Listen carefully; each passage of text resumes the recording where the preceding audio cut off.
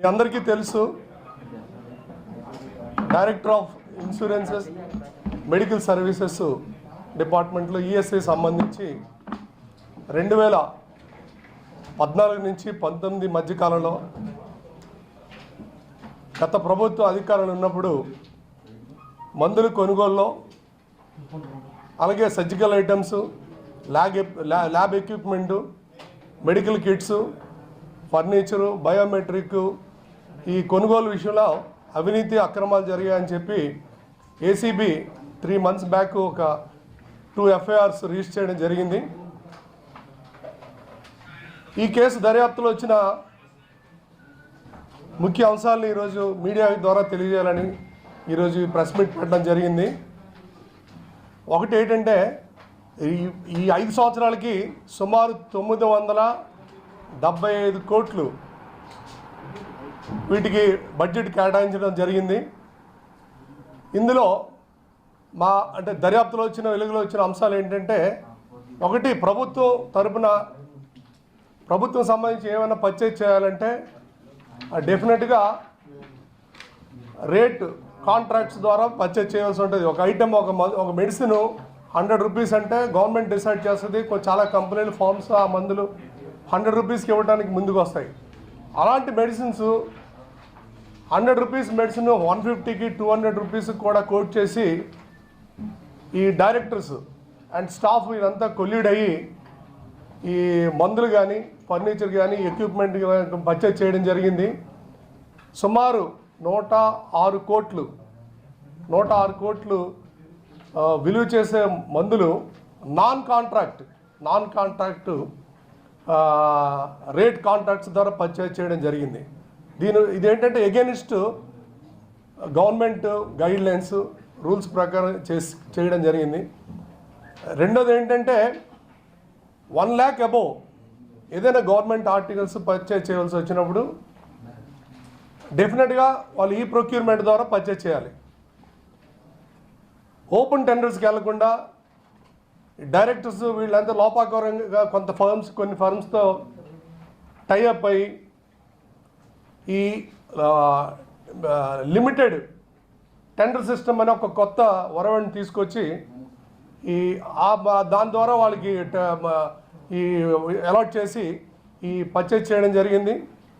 అందులో సుమారు 400 కోట్లు పెట్టి ఈ టెండర్స్ని ఇగ్నోర్ చేస్తూ ఈ ప్రొక్యూర్మెంట్ని ఇగ్నోర్ చేస్తూ పర్చేజ్ చేయడం వల్ల అందులో కూడా ప్రభుత్వానికి ఖజానాకి చాలా నష్టం జరిగింది.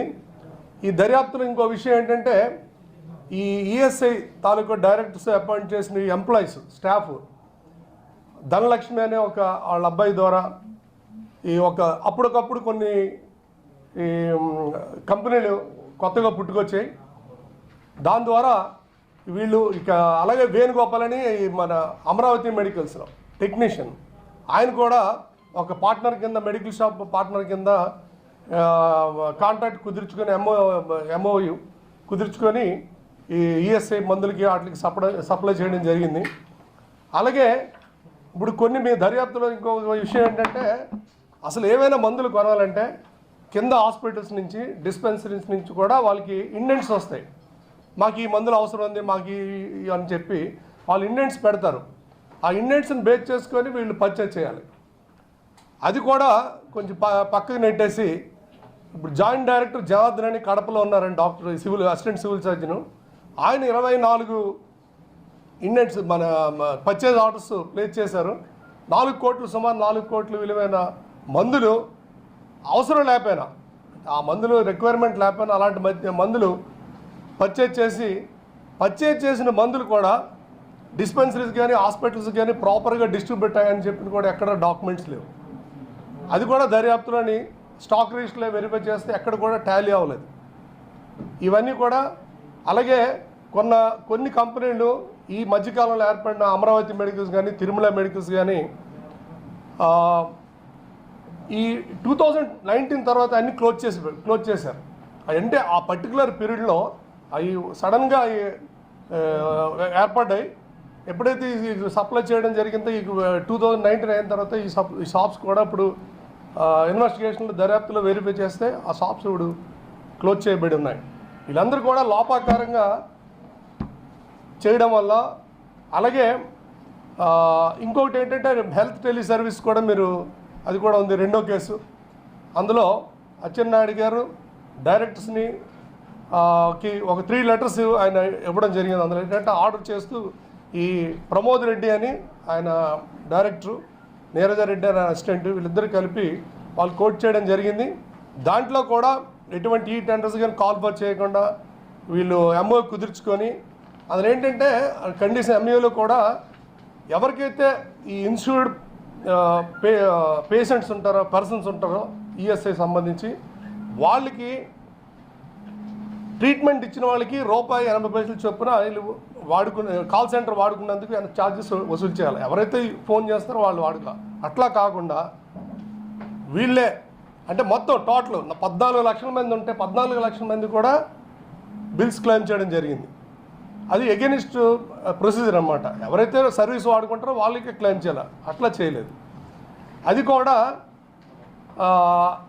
కొన్ని మా ఇన్వెస్టిగేషన్లో వెరిఫై చేస్తే ఎవరైతే వాళ్ళ కాల్ డేటా ఎవరైతే ఈ కాల్ సెంటర్ యూజ్ చేస్తారో వాళ్ళని వెరిఫై చేస్తే ఆ కాల్స్ అన్నీ తెలంగాణ సంబంధించినవి, ఆంధ్ర కాల్స్ ఏమీ లేవు. వాళ్ళు సబ్మిట్ చేసిన ఏదైతే కాల్ బిల్స్ పెట్టారో అన్నీ కూడా తెలంగాణ సంబంధించినవి, అది కూడా ఫేక్.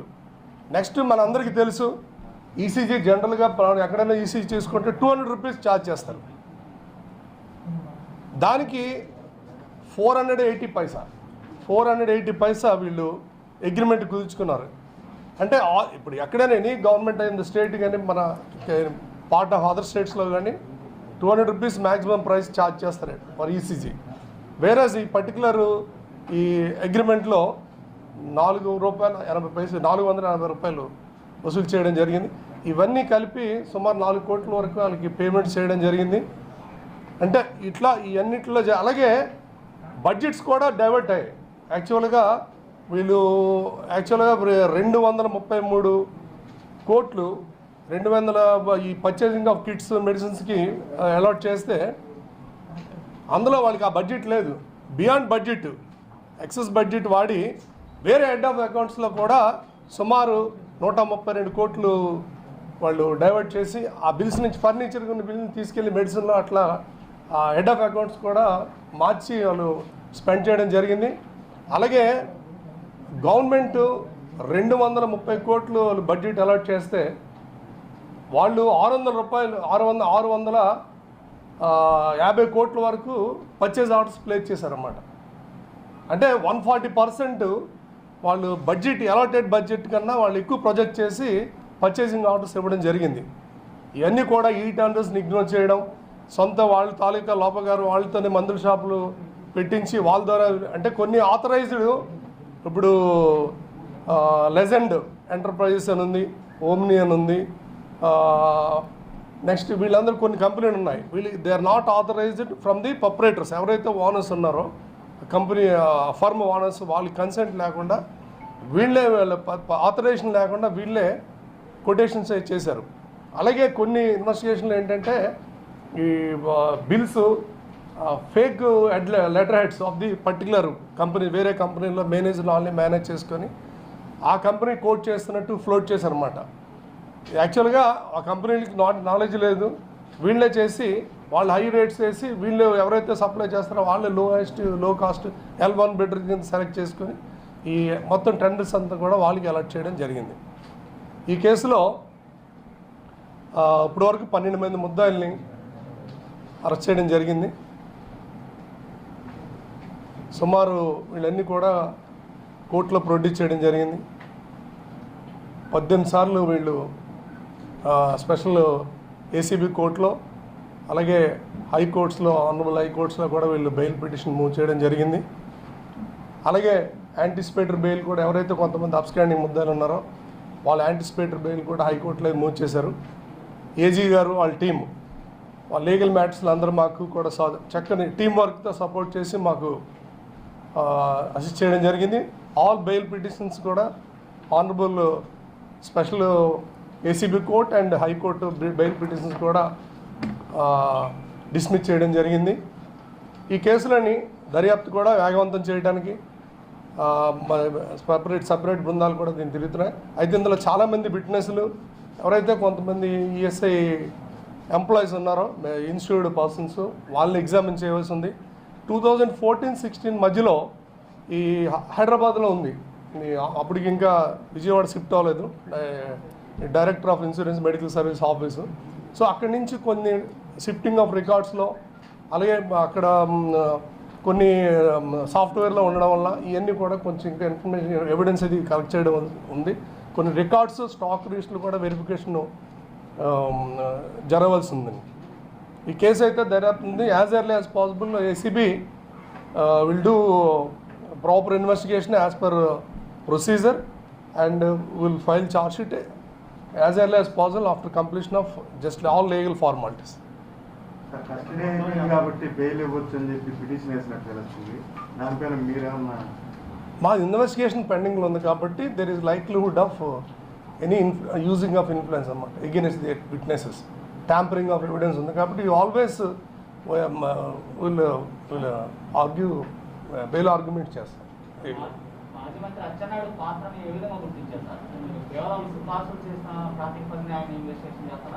ఎస్, అదే లెటర్స్ అంటే మరి అలాంటి అంటే ఆర్డర్స్ అలా ఇవ్వకూడదు. అది ఎగెన్స్ట్ దట్ బికాజ్ ఆఫ్ అంటే అది ఇవ్వడం వల్ల వీళ్ళు ఏదైతే కంపెనీలు ఉన్నారో వీళ్ళందరూ కూడా intelligent in malpractice, financial loss to the government.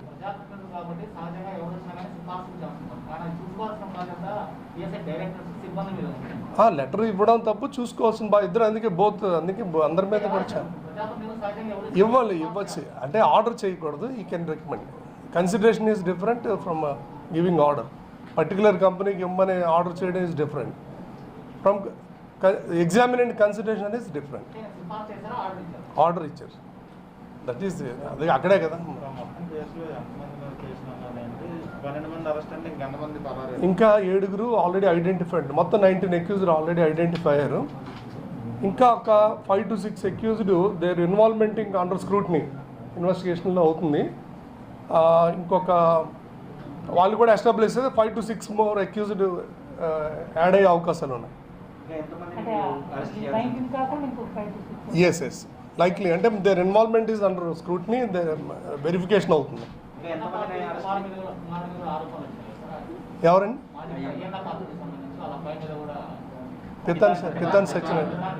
పితాన్ Satyanarayana గారి మీద కూడా ఆయన కూడా ఉన్నాడు, ఉంది ఎలిగేషన్ ఉంది. Investigation is also an accused, is absconding apprehend చేయడానికి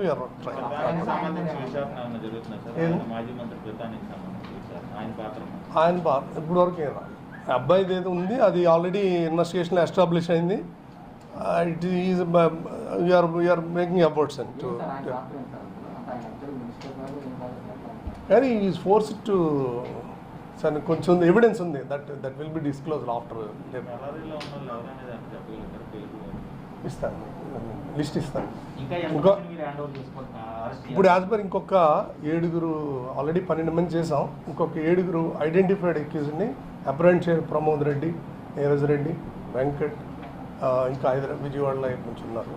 ఇంకొక private person already Murali Mohan PNR చేశారు. ఇంకా ఇట్స్ అండర్ స్క్రూటినీ. అదే దట్స్ వాట్ రిమైనింగ్ అక్యూజ్లో ఇంకా government officers or private persons include అయ్యే అవకాశం ఉంది. 5 to 6 it's under investigation.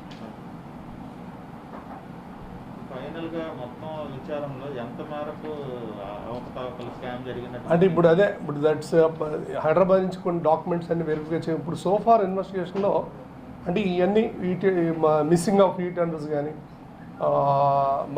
Non rated కాంట్రాక్ట్స్కి purchase చేయడం కానీ ఓన్ బినా ఇవన్నీ కలిపి 150 crores అరౌండ్ దగ్గర మనకి అవినీతి అక్రమాలు జరిగినాయి, అవినీతి కూడా జరిగినట్టు రూఢి ఇప్పుడు వరకు ఎస్టాబ్లిష్ అయ్యింది.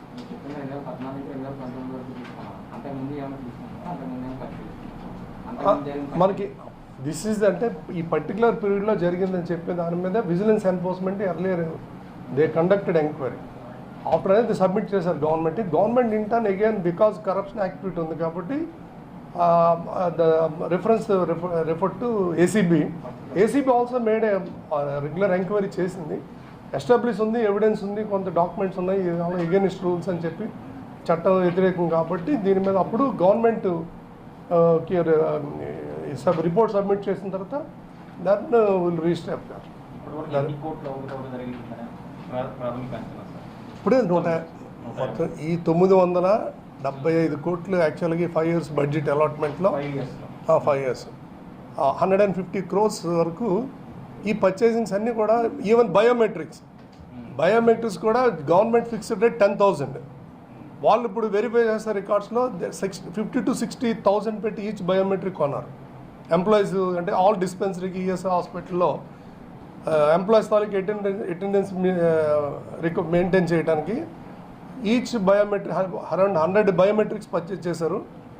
They are all costing about 50,000 to 60,000 each biometric. But government prescribed rate 10,000 కన్నా ఎక్కువ కొంటే బయోమెట్రిక్ గవర్నమెంట్ పర్మిషన్ తీసుకోవాలి. అదంతా ఇగ్నోర్ చేశారు అన్నీ కూడా. దర్యాప్తులు ఈ అంశాలన్నీ బయటకు వచ్చాయి. ఇస్తాను 7 names ఇస్తాను. కంగదా 7 names రిమైనింగ్ యాక్టివ్ అరెస్టెడ్, ఇంకా 7 ఉన్నారు. నేమ్స్ ఇస్తే ఇప్పుడు ఇచ్చేస్తాను.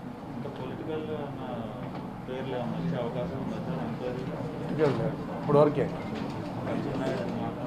కదా అంతే. ఇంకా సార్ ఇప్పుడు ఈ నిందితుల మధ్య ఏమన్నా ఫైనాన్షియల్ ట్రాన్సాక్షన్స్ జరిగినవి మీరు గుర్తించారా, లేదా విచారణలు ఏమన్నా క్యాష్ రూపంలో ఇచ్చినట్లు ఏమన్నా చెప్పారా? అంటే మంత్రికి కానీ డైరెక్టర్ కానీ లేదా డీలర్స్ నుంచి ఎవరికన్నా అకౌంట్లోకి వెళ్దాం. నిందితులు అంటే అది మామూలు సరదా వాళ్ళు అడ్మిట్ అవ్వరు కదా మా దగ్గర. అదర్ డాక్యుమెంటరీ ఎవిడెన్స్ బట్టి మనం ఇన్వెస్టిగేషన్ అదర్ ఎవిడెన్స్ కానీ వాళ్ళు క్యాష్ డ్రా చేసి పెద్ద మొత్తంలో ఆ రోజు ఏం చేశారు అనేది అట్లాంటివి ఏమన్నా. ఇప్పుడు మాల్ ప్రాక్టీసెస్ వరకు గవర్నమెంట్ లాస్ వరకు ఎస్టాబ్లిష్ అయింది. ఈ మిస్అప్రోప్రియేషన్ అమౌంట్ ఎట్లా డిస్ట్రిబ్యూట్ అయింది అనేది అది మాది ఇన్వెస్టిగేషన్లో కూడా అది ఇప్పటివరకు రాలేదు. అది కూడా వెరిఫై చేస్తాం. బట్ ఆ ట్రాన్సాక్షన్స్ ఎలా జరిగిందో అని మనం చెప్పలేదు. వాళ్ళు కూడా అడ్మిట్ అవ్వరు కదా.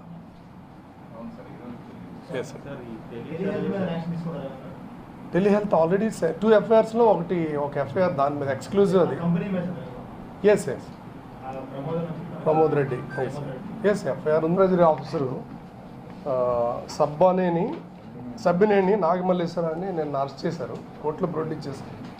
ఏంటంటే ఈ పెన్షనర్స్ ఎవరైతే డ్రా చేస్తారో పెన్షన్స్ని అది గవర్నమెంట్ అకౌంట్లో క్రెడిట్ చేయకుండా వీళ్ళ అకౌంట్లో బ్యాంక్స్ నుంచి మరి రిటర్న్ అయిపోయిన అమౌంట్ని రికవరీ అమౌంట్ని వీళ్ళు ఈ ట్రెజరీ అకౌంట్లో పే చేసుకొని ఆన్ రికార్డ్ కాకుండా అంటే సర్ప్రైజ్ చెక్లో ఇది మాకు వచ్చిన సమాచారం మీద additional SP and team conduct చేశారు 3/7.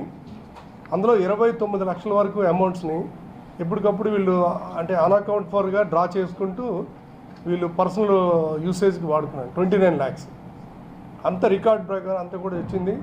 సబ్ ట్రెజరీ ఆఫీసర్ని నిన్న అరెస్ట్ చేసి కోర్టులో మన స్పెషల్ ఏసీబీ కోర్టు మీద జడ్జి గారి ప్రొడ్యూస్ చేయడం జరిగింది. రిమాండ్ ఇచ్చాను, 15 days రిమాండ్ ఇచ్చాను. ఇంకో 1 more ఎక్కువ ఉన్నారు. ఇంకా ఇన్వెస్టిగేషన్ ఇస్ ప్రోగ్రెస్. ఇంకా ఫర్దర్ ఇన్వాల్వ్మెంట్ కనెక్టెడ్ ఎవరు ఉందో లయబిలిటీ ఉంది, అది ఇన్వెస్టిగేషన్ అవుతుంది. అది 2016 నుంచి ఇది రికవర్డ్ అమౌంట్. పెన్షన్ అంటే చనిపోతారు కదా పెన్షనరు ఆఫ్టర్ డెత్, వాళ్ళకి పెన్షన్ డ్రా అయిపోద్ది 2-3 అలా వెళ్ళిపోద్ది 6 months డెత్ ఇంటిమేషన్ వెళ్ళిన వరకు.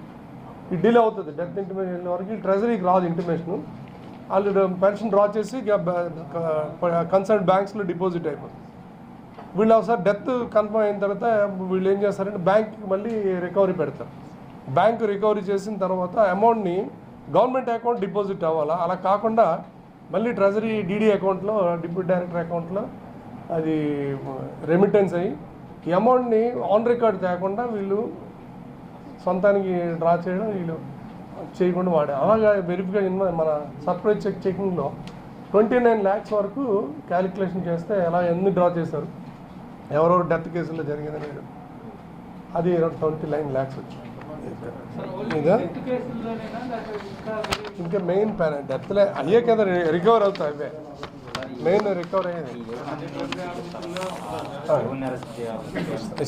ఇచ్చేస్తాను ఎస్ ఛాన్స్ సార్ లేదు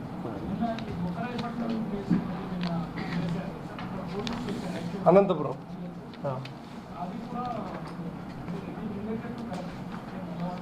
ట్రెజరీది సమ్ అరౌండ్ 15 kilos అని అది కూడా నేను న్యూస్లోనే చూశాను. అది అనంతపురం కదా, అది లోకల్ పోలీస్ ఏది నిధి ఉంది ఆ నిధులు డ్రైవర్ ఎస్ సార్ అది అనంతపురం. మరి అది అంటే ఫ్యాక్ట్స్ తెలియదు, మనం అన్నీ చెప్పలేండి. అది some without. Okay, thank you.